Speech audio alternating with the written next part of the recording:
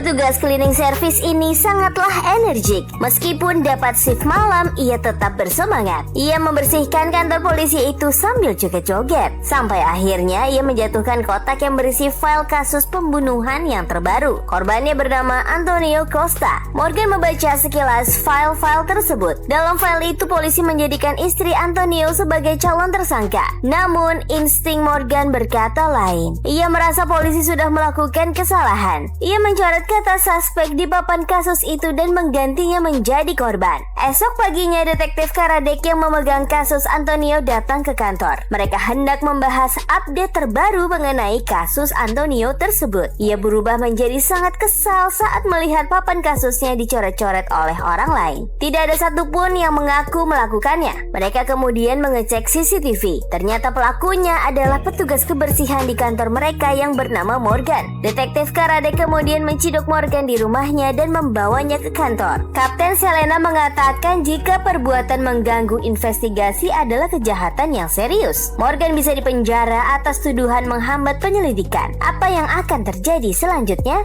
Office girl ini tidak sengaja menjatuhkan kardus berisi file kasus pembunuhan. Ia memperhatikan data-data tersebut dengan seksama. Wanita itu menyimpulkan jika polisi telah salah dalam menetapkan tersangka. Ia kemudian mencoret-coret papan kasus tersebut kemudian pergi. Hal ini membuat Morgan dipanggil ke kantor polisi. Ia terancam ditangkap atas tuduhan mengganggu penyelidikan. Morgan berkata ia tidak bermaksud mengganggu. Ia memiliki kelainan di mana jika ia melihat kesalahan, ia harus memperbaikinya. Detektif Karadek nampak tidak yakin dengan ucapan Morgan. Kapten Selena lalu mengeluarkan berkas ke atas meja dan meminta Morgan untuk menganalisanya. Morgan menunjukkan foto sofa. Bantal-bantal tertata rapi dengan warna yang serasi. Begitu juga dengan semua barang-barang di rumah itu. Bisa disimpulkan jika pemilik rumah adalah orang yang menyukai kerapihan. Namun, ada sebuah tirai yang tidak terikat rapi. Morgan berpendapat jika tali tirai itu dipakai untuk mengikat korban. Ia lalu menunjukkan bekas lakban yang ada di kaki kursi. Terlihat tangan Antonio tidak ada bekas tanda ikatan. Artinya, ada orang lain yang diikat di kursi itu, yaitu istri Antonio. Sedangkan tubuh Antonio tergeletak di lantai. Ada orang ketiga yang menjadi eksekutornya. Orang tersebutlah yang harus detektif Karadek temukan.